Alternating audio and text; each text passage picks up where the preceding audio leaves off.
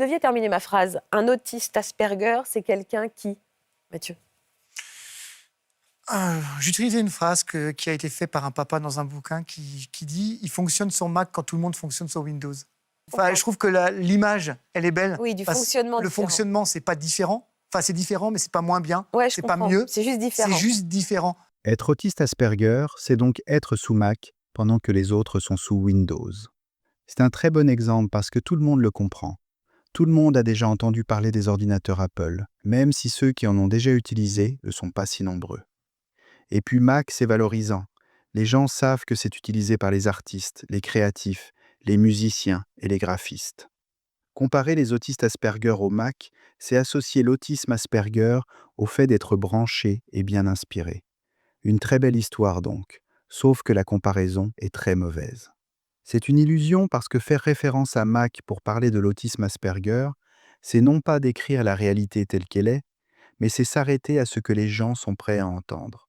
C'est se fracasser à un plafond de verre. La métaphore des ordinateurs est pourtant assez bien choisie.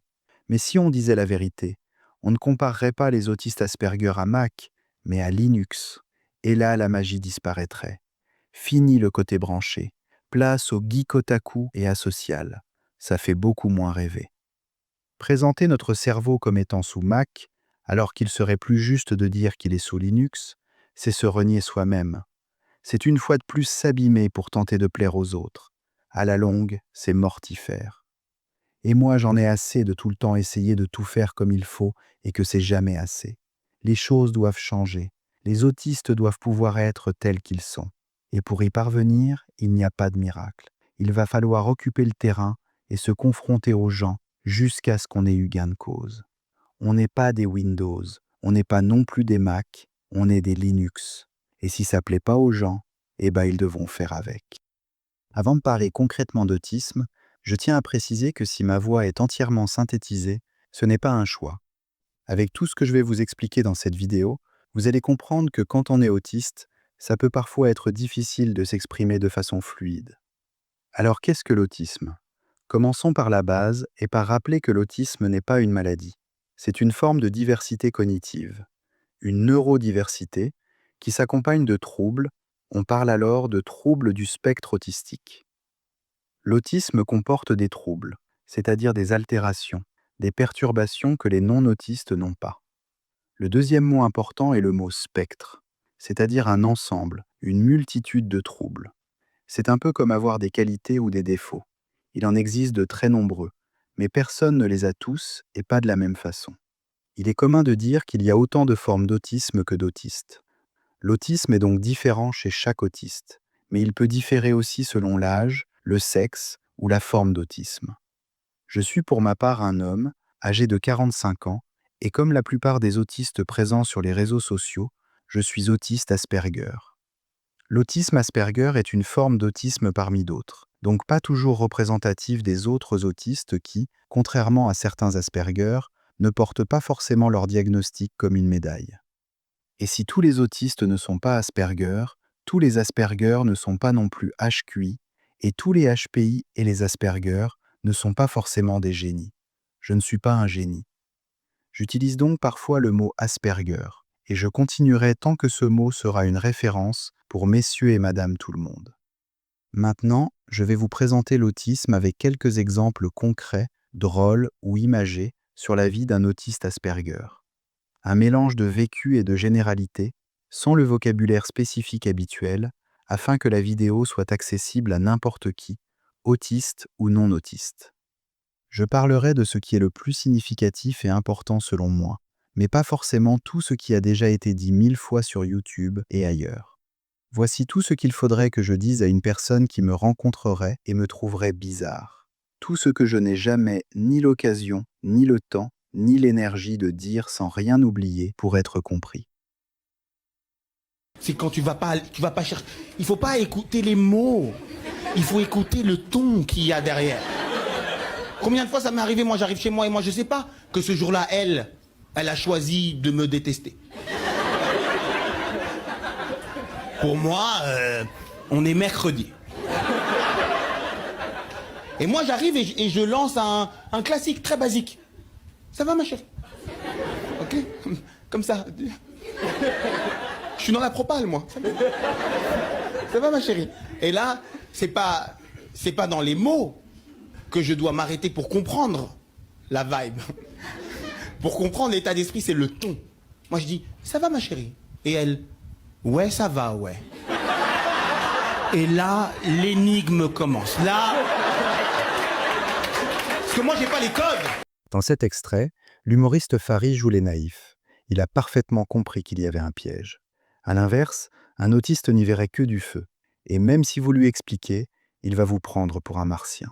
Bah oui, pourquoi jouer aux devinettes quand il suffit de dire clairement des choses? L'incompréhension de la communication non verbale est une réelle difficulté pour les autistes. Donc la prochaine fois que vous aurez quelque chose à dire à un autiste, soyez clair et précis.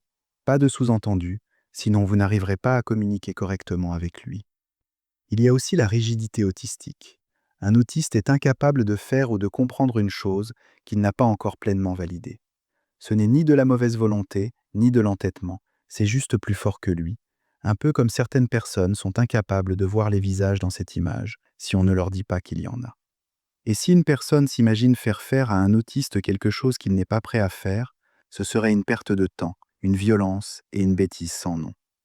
Autre trait qui en apparence ressemble à la rigidité autistique, mais qui est en fait très différent, l'inertie autistique, qui n'a par ailleurs rien à voir avec de la paresse. Imagine un vieux qui tombe par terre, mais qui n'a rien du tout. Aucune fracture, aucune égratignure. Et bien même s'il n'a rien, et qu'il a furieusement envie de se relever, il en sera totalement incapable tout seul. Eh bien l'inertie autistique, c'est pareil. Des fois, tu n'arrives pas à passer à la phase suivante. Malgré ton envie, tu bloques, tu ne fais rien. Et si personne n'est à côté de toi pour t'encourager, et je dis bien t'encourager, pas t'engueuler, eh bien tu peux rester dans l'inaction un bon moment. 20 minutes, 30 minutes, parfois des heures. Autre problème récurrent de l'autisme, insomnie, fatigue et fatigabilité. Les insomnies sont un problème très répandu chez les autistes. Et quand tu accumules la fatigue, tu es bon à rien, HPI ou pas HPI. Et si en plus tu ajoutes l'inertie et l'hyperactivité cérébrale, c'est juste l'enfer. Attention aussi à ne pas confondre fatigue et fatigabilité, qui sont deux choses différentes et qui se cumulent. La fatigabilité autistique, c'est quand la moindre activité te fatigue beaucoup plus qu'une personne standard et que tu as souvent besoin de temps de récupération. Enfin, je vous partage ce dessin vu sur Facebook qui montre que paradoxalement, on peut lutter contre la fatigue toute la journée et sans savoir pourquoi, on retrouve une énergie miraculeuse au moment d'aller se coucher. C'est un grand classique. Les hypersensorialités et les hyposensorialités sont aussi très répandues chez les autistes. Être hypersensoriel, c'est par exemple être ébloui par les néons dans les centres commerciaux. C'est ne pouvoir dormir que dans le noir et le silence total. C'est être dérangé par les gens qui parlent fort et agressé par les klaxons. C'est avoir la peau qui s'irrite tout le temps pour un rien. C'est supporter difficilement les changements de température. Et si l'autisme est très connu pour ses troubles de la communication, les troubles liés aux sensations corporelles sont souvent trop peu évoqués. 2 mots enfin sur l'empathie. Premièrement, ce n'est pas parce que les autistes ont des difficultés à exprimer leurs émotions qu'ils ne ressentent rien. L'empathie des autistes est cognitive, pas émotionnelle. Deuxièmement, je trouve très hypocrite de la part des non-autistes de systématiquement reprocher aux autistes leur manque d'empathie, quand dans le même temps, les non-autistes n'ont aucune empathie pour les autistes et leurs difficultés. Alors vous pourriez me dire que la barque est déjà bien chargée, ce qui est vrai, mais ce n'est pourtant que certains des troubles les plus significatifs.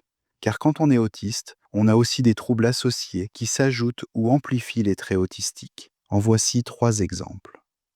Près d'un autiste sur 2 est touché par de l'alexithymie, qui regroupe certains des traits les plus contraignants et les plus visibles de l'autisme. L'alexithymie, c'est entre autres et par exemple un peu comme le jeu des jarres dans Fort Boyard, où il faut trouver une clé qu'on ne voit pas. Vous cherchez vos mots dans votre cerveau, tout en étant pressé par l'impatience de votre interlocuteur. C'est très pénible. Le résultat est qu'il est souvent très difficile d'avoir une conversation fluide et de se faire accepter.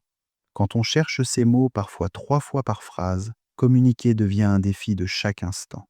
Les gens vous jugent et il est difficile de nouer des relations.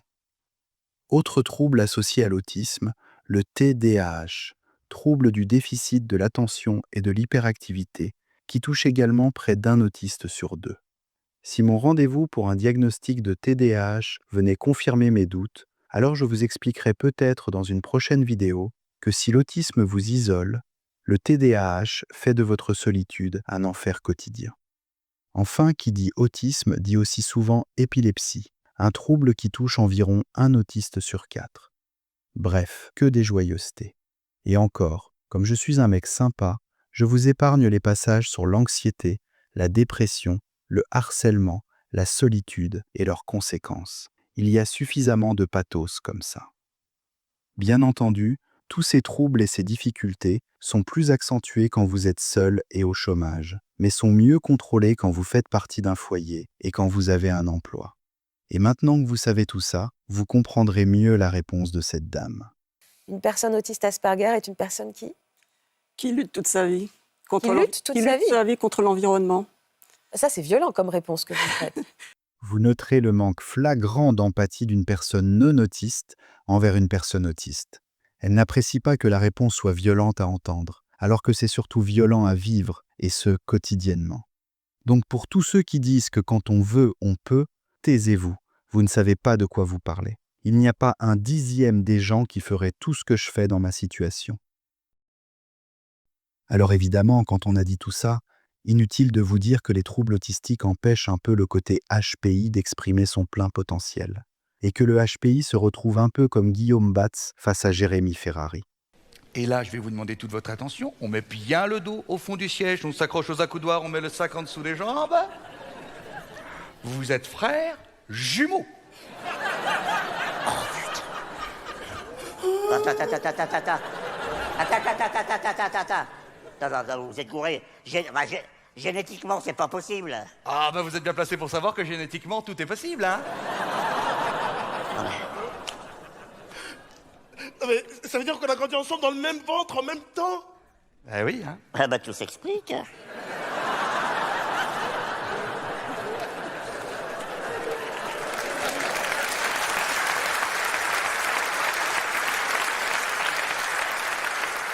Hein, on voit bien qu'il y en a un qui a pris ses aises, hein, et l'autre, il a grandi, voilà, hein, entre un mur et une commode, hein, comme on dit, hein.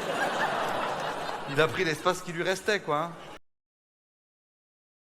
À ce moment de la vidéo, j'avais prévu de vous parler des avantages d'un cerveau HPI, qui pour le coup n'est pas un trouble. Mais au lieu de distinguer les qualités cérébrales qui relèvent de l'autisme et celles qui relèvent du HPI, je vais plutôt vous donner quelques exemples de comment fonctionne mon cerveau. Alors c'est quoi un cerveau atypique? C'est par exemple faire une étude de marché beaucoup trop approfondie afin d'être sûr de choisir le produit qui conviendra le mieux. C'est par exemple avoir l'habitude d'explorer les pages de résultats Google bien au-delà de la 10e page pour trouver le bon renseignement. Rassurez-vous, les moteurs de recherche sont grandement améliorés. Je fais ça beaucoup moins souvent qu'avant. C'est peut-être aussi avoir appris à nager tout seul, juste en regardant les gens faire. C'est par exemple aimer analyser et comprendre des concepts et des systèmes, voire essayer de les illustrer si ce n'est pas déjà fait. C'est peut-être aussi avoir des facilités pour trier les documents et repérer les informations qui sortent du lot. Je suis ma propre intelligence artificielle. Un cerveau neuroatypique, c'est avoir parfois une hyperactivité cérébrale.